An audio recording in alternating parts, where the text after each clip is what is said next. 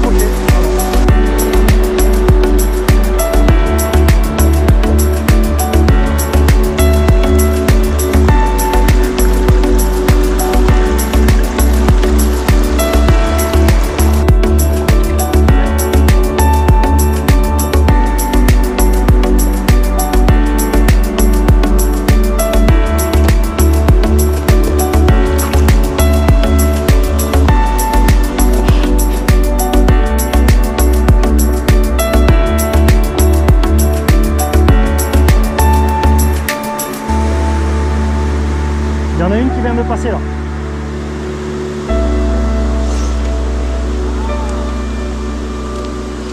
Ah putain, elle a décroché. Ah non.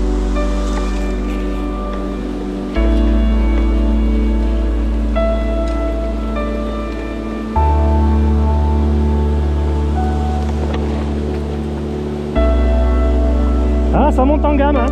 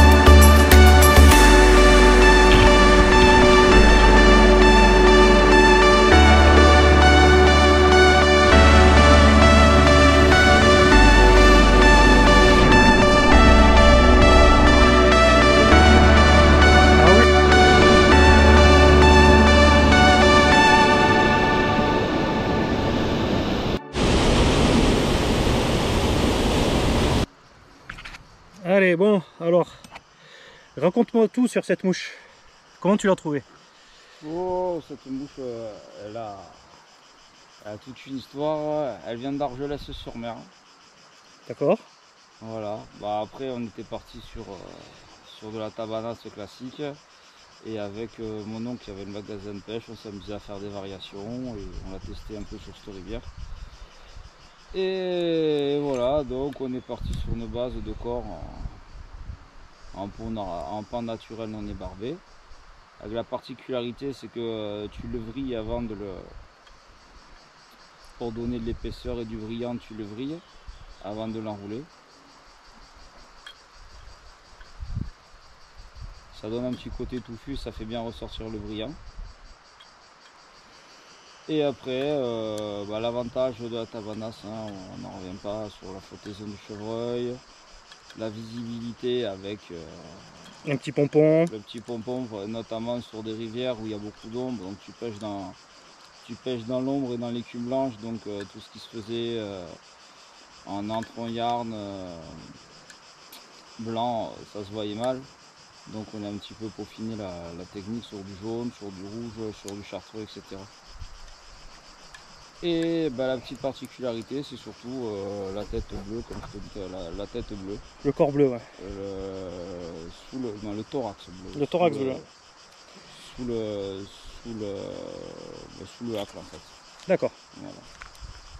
Et ça donne un petit côté teaser qui marche bien avec le pan. Ça se marie bien en fait au reflet irisé noir vert du pan. Ça donne un petit truc sympa. Alors forcément, moi j'ai pas trouvé de dubbing bleu, donc on fera avec un dubbing noir classique. Allez, on se fait agresser par les fourmis.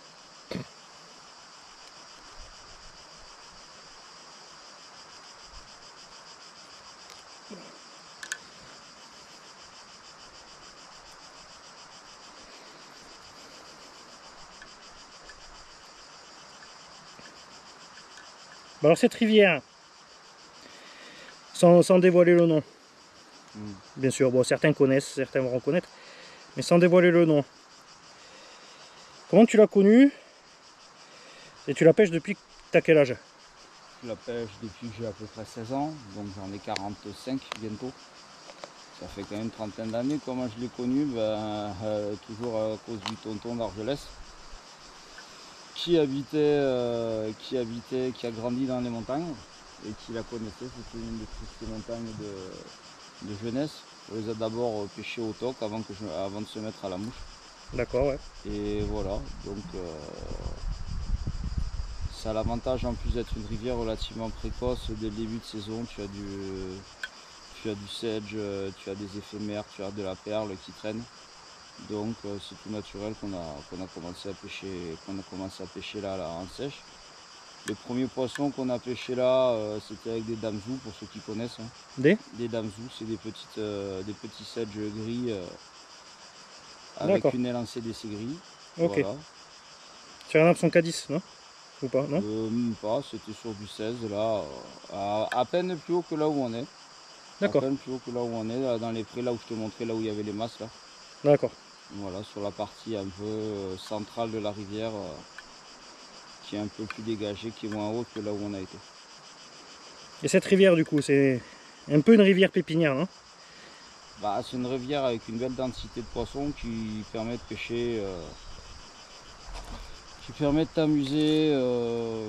t'amuser, quasiment toute l'année. Il y a tu peux arriver à faire quand même beaucoup de poissons. T'as pas des grosses, mais pour une sortie loisir, pour te vider la tête, c'est largement suffisant. Bien sûr. De toute façon, les grosses... Faut aller la chercher, Après, il faut quand même aller les chercher parce que tu as bien vu, c'est assez sportif quand même. Oui. Hein, si tu connais pas les accès, tu te retrouves vite à faire escalade sur escalade. C'est vrai. Il n'y a pas de réseau, donc si tu arrives à pépin... c'est foutu. Je le sais très bien, j'ai fait une demi-heure, 3/4 d'heure de marche il y a 2 ans avec un genou en kit. Donc voilà, c'est des rivières à faire idéalement à 2 quand même. Ouais. Quand tu connais pas, vaut mieux être à 2 avec un sifflet qui peut aussi servir. Oui, pour l'apéro aussi. Voilà. C'est cool, je suis content que tu m'aies présenté cette rivière. On reviendra un jour où il fera moins chaud quand même. Oui. Hein? Tu m'en veux pas, mais... Ah non, mais là, encore, comme je t'ai dit, tant qu'on était le cul dans l'eau, c'était supportable. C'est vrai. Par contre, les 40 minutes qu'il a fallu pour retourner à la voiture, même par la piste, et par les sentiers de chevreuil. Ouais, on n'est pas tous des chevreuils. Hein. Voilà. D'ailleurs, on en a senti quelques-uns de chevreuil, ça sentait quand même pas mal. Ouais, le chevreuil à la biquette là. Ils étaient pas loin. Ouais. Ils étaient pas loin. Ça sentait le fauve. Hein. Et c'était pas nous. Hein. On avait encore les Wader. Hein. Donc c'était pas nous. Ouais. Et c'était pas nous. C'est vrai.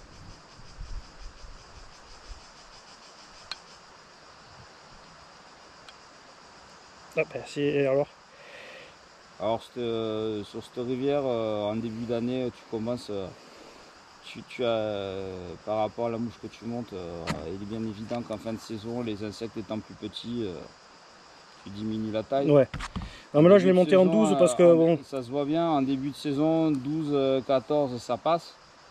En fin de saison, tu peux descendre. Ce que tu avais, ce que je t'ai passé, c'était du 16, tu vois. Ouais. Voilà. Regarde, pas trop mal. Bien même. Bon, ouais, nickel. Un petit reflet bleu, une grosse aile, une grosse flottaison. Et voilà. Si vous n'avez pas le dubing bleu, vous avez les rabbit strips bleus pour... Ah oui. Peut-être. Ouais. Et quand t'en trouves pas, ça marche très bien. Du dubing de lièvre classique. Voilà. Que vous avez, ou les rabbit strips, vous en avez chez toutes les bonnes marques en faux. Alors pour cette mouche, du coup, on va récapituler. J'ai monté sur un hameçon de 12, hein, peu importe. Là, c'est du fin de fer parce que de toute façon, les poissons, là, c'était pas des gros. Le corps en Heurle de pan naturel non ébarbé.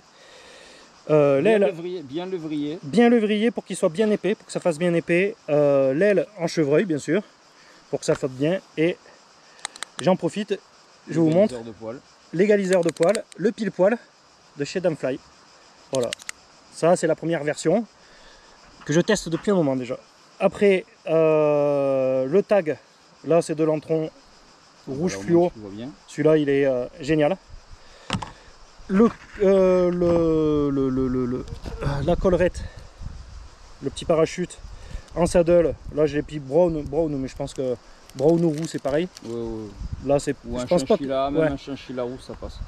Et après donc du dubing, là j'ai mis du pan UV là avec un peu de bleu. Voilà. Ce qui est pratique sur cette mouche, cette version, c'est que ça te permet de faire la cyalis, puisque tu as le corps quand même qui est relativement mort. Ouais. Et qu'il y a en début de saison. Et derrière, ça te permet, quand il y a les éclosions de jolis trichoptères, bon, tu as les gros en début de saison, après tu as les plus petits, mais ça te permet de couvrir au moins ces deux espèces. Et ce qui a été très intéressant aussi aujourd'hui, c'est que dès que ça tape l'eau, le poisson il cherche pas, il y va. Ouais. C'est vraiment des gobages réflexes. Hein, là c'est vraiment des opportunistes. C'est ça. Si tu laisses trop nager, après elles ont trop le temps de réfléchir. Elles ont trop le temps de réfléchir. Mais l'idéal, c'est ce que j'utilise pour pêcher dans cette rivière, c'est une soie parallèle, un baling court sous la canne et un baling de 2 mètres avec un bout de tissé de 80, 50 de 20, 50 de 16 et une pointe en 12. Tu fais taper et bam, sur l'agressivité, elles y vont, ça va tout seul. Ah bah super. Merci Martial. Pas de soucis, avec plaisir les copains.